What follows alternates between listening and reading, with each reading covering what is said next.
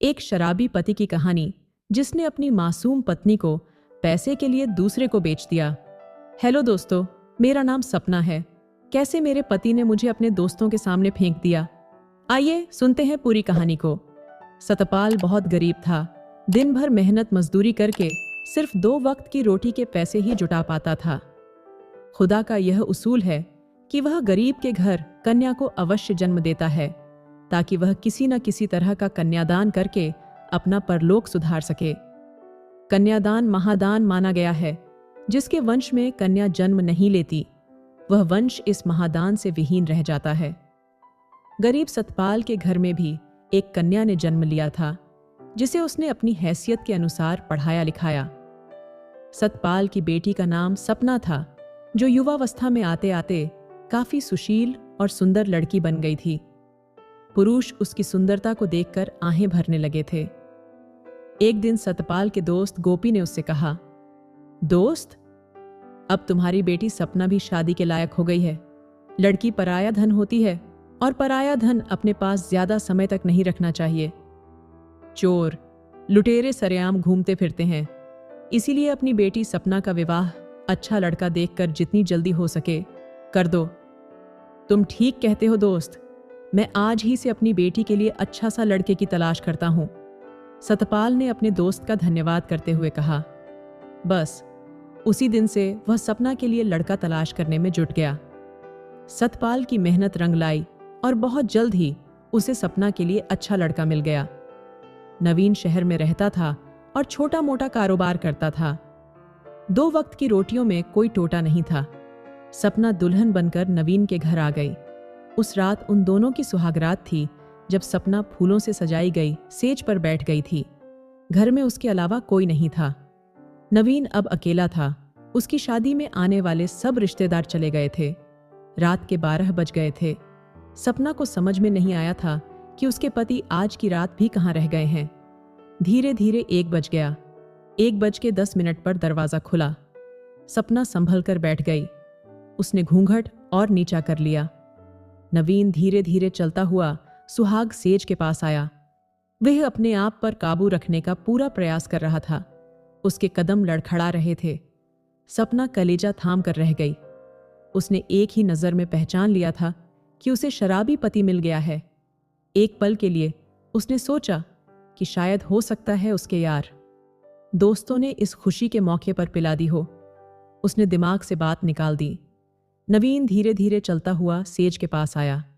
वह आकर उसके पास बैठ गया। सपना लाज से सिमट गई। उसने गर्दन झुका ली। नवीन कई पलों तक बैठा रहा, फिर बोला, मेरी जान सपना, मुझे माफ करना। मैं दोस्तों में फंस गया था। सालों ने जबरदस्ती पिला दी थी। सपना ने कोई जवाब नहीं दिया। नाराज हो क्या मेरी रानी? नवीन ने कहकर धीरे से हाथ बढ़ाया और उसका घूंघट उठा दिया। सपना ने जरा सा भी विरोध नहीं किया, केवल इसलिए कि यदि उसने विरोध किया तो कहीं साड़ी न फट जाए। शराबी का क्या भरोसा, नवीन के सामने जैसे चांद निकल आया हो। वह कई पलों तक सपना को एकटक देखता रहा, फिर उसने उसे अपने करीब खींच लिया। सपना ने कोई विरोध नहीं किया। वे दोनों इस वक्त काफी करीब आ गए थे। उन्हें लगा जैसे वक्त थम गया है, लेकिन यह उनका वहम था। रात आहिस्ता आहिस्ता गुजर रही थी। कमरा अंधकार में डूबा हुआ था। सपना सुबह उठी और घर के काम में लग गई। उसके यहां और तो कोई था नहीं जो काम में उसका हाथ बंटाता। नवीन काफी देर से उठा। उठा क्या, सपना ने उठाया था चाय बनाकर। नवीन ने चाय पी ली। सपना खाना बनाने में लग गई।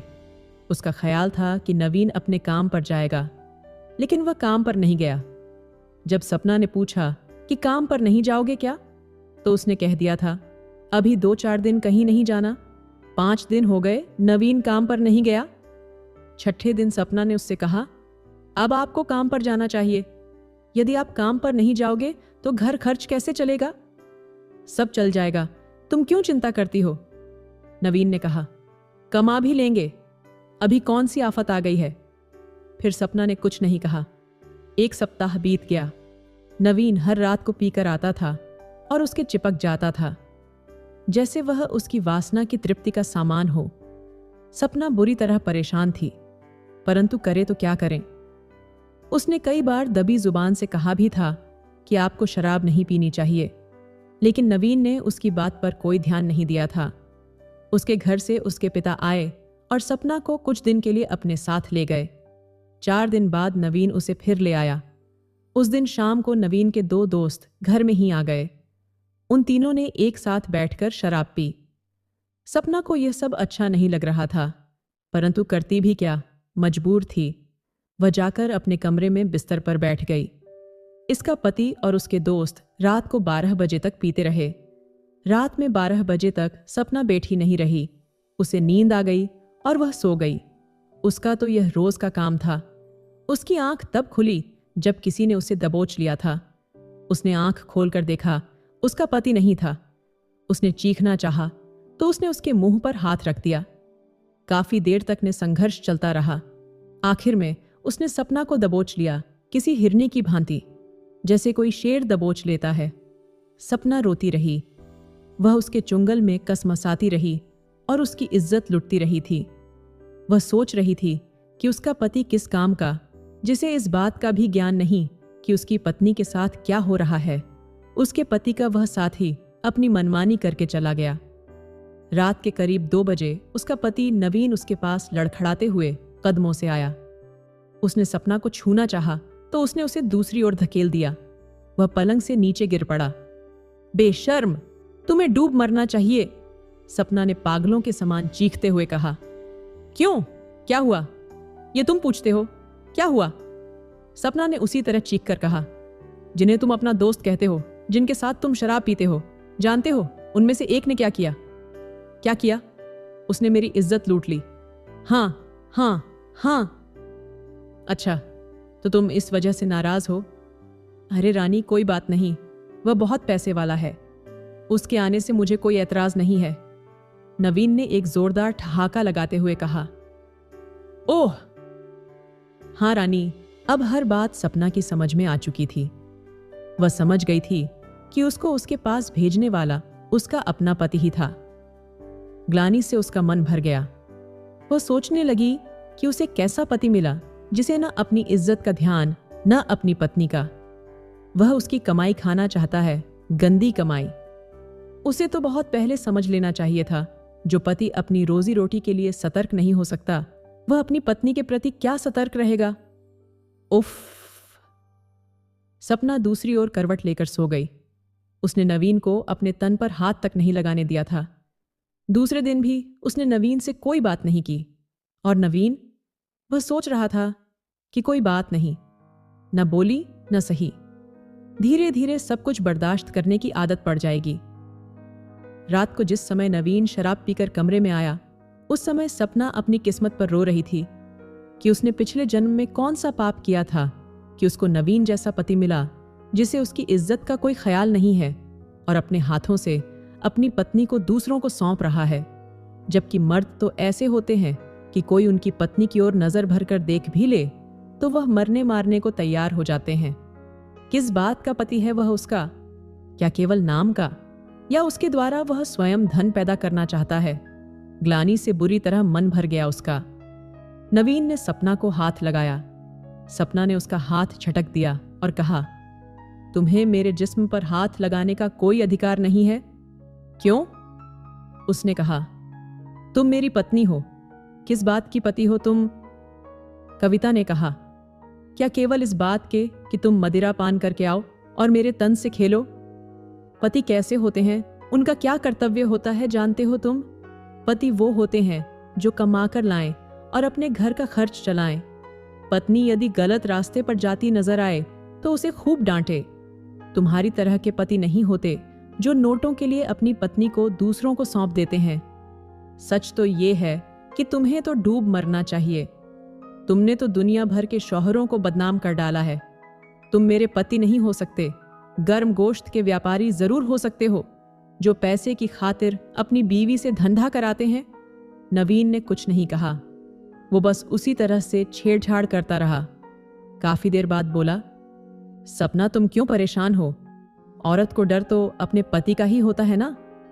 जब मुझे कोई ऐतराज नहीं तो तुम क्यों चिंता करती हो? खाओ पियो मौज करो। क्या कहूं तुम्हें? क्रोधित सपना बोली। कोई उचित शब्द नजर नहीं आ रहा। हाँ, यदि तुम्हारे स्थान पर मैं होती और मेरे स्थान पर तुम होते तो अब तक तुम्हारी इस नीच और जलील दोस्त की गर्दन कलम कर चुकी होती और स्वयं अपने को गोली मार ली होती। इस संसार में केवल इज्जत ही गई तो है, और यदि वह भी समाप्त हो गई तो फिर बच्चा क्या? ओह हाँ, सपना ने कहा। सुनो नवीन, वैसे तो मेरी नज़रों में अब तुम्हारी कोई इज्जत नहीं रह गई, लेकिन फिर भी एक बात याद रखना, इस तरह की हरकत मेरे साथ कराने का प्रयास भूलकर भी ना करना। यदि ऐसी घिनौनी हरकत तुमने फिर की तो मैं अपने आप को समाप्त कर दूंगी। सपना: हाँ, ये तुम क्या पागलों जैसी बातें कर रही हो? उसने कहा। नारी का फर्ज है कि वह अपने पति का कहना माने, चाहे वह उससे पैसा ही क्यों ना कराने की पेशकश करें। हाँ, अगर तुम्हारे ऐसे विचार है तो तुम किसी और के साथ शादी कर लो और उससे यह सब कराना। मैं कल ही अपने घर चली जाऊंगी और तुम्हें तलाक दे दूंगी। इस तरह का नरक समान जीवन कम से कम मुझे तो बर्दाश्त नहीं है। क्यों पागल हो रही हो सपना? नवीन ने कहा। मैं कौन सा तुमसे रोज किसी का बिस्तर गर्म करने को कह रहा हूं। कभी कभार कोई आ गया तो ठीक है, नहीं तो नहीं। तुम क्या समझते हो मुझे? उसने कहा। मैं कोई वेश्या हूं जो अपने तन का सौदा करके तुम्हारा पेट भरूंगी। अरे, अगर तुम कमा नहीं सकते तो डूब मरो या घर में चूड़ियां पहनकर बैठ जाओ। नारी तो पुरुष की इज्जत होती है। किसी ने कहा है, नारी सर्वत्र पूज्यन्ते। कहते कहते सपना हाँफने लगी और कुछ देर खामोश रहने के बाद उसने कहा, तुम इन सब बातों को तभी समझ सकते हो जब तुम्हें अपनी इज्जत का ख्याल हो। तुमने तो ये अंगूर की बोतल ऐसी गले लगा रखी है जिसने तुम्हारे सोचने समझने की शक्ति को समाप्त कर दिया है। अगर तुम में थोड़ी बहुत भी बुद्धि है तो इस शराब को छोड़ो और अपना काम करो। शराब पीने वालों का यही हाल होता है, उनके घर बर्बाद हो जाते हैं। सच यही है, शराब आदमी को सोचने समझने की शक्ति को समाप्त कर देती है। नवीन ने उसके बाद कुछ नहीं कहा। वह दूसरी ओर करवट लेकर सो गया। सपना भी करवट लेकर लेटी रही। सपना ने इस बात का पक्का निश्चय कर लिया था कि यदि इस बार उसके पति ने इस प्रकार की हरकत कराने की कोशिश की तो वह अपनी जान दे देगी। 15 दिन गुजर गए, कोई बात नहीं हुई। नवीन ने काम पर जाना प्रारंभ कर दिया था, लेकिन उसने शराब पीनी बंद नहीं की थी। सपना ने उससे बोलना शुरू कर दिया था। उसने सोचा था कि शायद उस दिन की बातों का उस पर असर हो गया है और वह सीधी राह पर आ गया है। कभी कभी ऐसा भी हो जाता कि आदमी को कोई बात लग जाती है, लेकिन कहते हैं ना कि कुत्ते की पूंछ 12 साल तक नलकी में रखो, जब निकलेगी टेढ़ी ही निकलेगी। नवीन ने यह देखने के लिए कि अब वह क्या करती है, उस रात को फिर उसने अपने एक दोस्त को सपना के कमरे में भेज दिया। जब उसने जाकर उसे छुआ और उसकी आंख खुली तो उसने उसे पूरी शक्ति साथ दूर ढकेल दिया। बचाओ! वह चीखी भी थी, परंतु बचाने कौन आता? उसे भेजने वाला तो उसका अपना पति ही था, जो अपनी पत्नी के शरीर को बेचकर उसकी कमाई खाना चाहता था। पुरुष के समक्ष नारी कमजोर होती है। उसने उसे दबोच लिया और अपनी इच्छा पूरी कर ली। हवस पूरी करने के बाद वह कमरे से निकल गया। उसके जाते सपना बाहर आई और उसने दूसरी मंजिल से छलांग लगा दी। नीचे सड़क पर उसका सिर लगा, सिर फट गया और वह एक ही पल में स्वर्ग सिधार गई। आसपास के घरों के लोग इकट्ठे हो गए। शराबी नवीन भी घर से निकलकर बाहर आया और रोने लगा। उसका दोस्त उस दुर्घटना को देखकर चुपचाप वहां से खिसक गया। पुलिस आई और लाश को उठाकर ले गई। पोस्टमार्टम के बाद लाश उस कमीने नवीन को मिल गई और उसने उसे चिता के भेंट कर दिया। ऐसे पति को तो अपनी पत्नी की चिंता को अग्नि देने का भी अधिकार नहीं होना चाहिए। एक पल रुककर मैना ने तोते को पुकारा, हे तोते। हाँ मैना, देखो उस नीच नवीन को। सपना के बार बार समझाने पर भी उसकी समझ में नहीं आया और उसने अपने हाथों से ही अपनी पत्नी को मरवा दिया। एक पल चुप रहकर मैना ने कहा, तोते, इसीलिए तो मैं मर्दों से नफरत करती हूं और अपने पास नहीं फटकने देती। मर्दों की जात बड़ी बेमुरव्वत होती है। मैना, हाँ तोते, बेशक तुमने जो कुछ कहा वह सच है। तोते ने कहा, यदि कोई नवीन जैसा आदमी है तो बिल्कुल वह मर्द जात के नाम पर धब्बा है, बदनुमा दाग है। मगर क्या? क्या सब आदमी नवीन जैसे होते हैं? नहीं, तोते ने कहा, ऐसी बदचलनी तो औरतों में भी होती है। सुनो, मैं तुम्हें एक और बेवफा औरत की कथा सुनाता हूं। सुनो। सुनाओ, मैना ने कहा। कुछ देर तक तोता चुप रहा और फिर मैना को कथा सुनाने लगा। मैना ने अपने कान उस ओर लगा लिए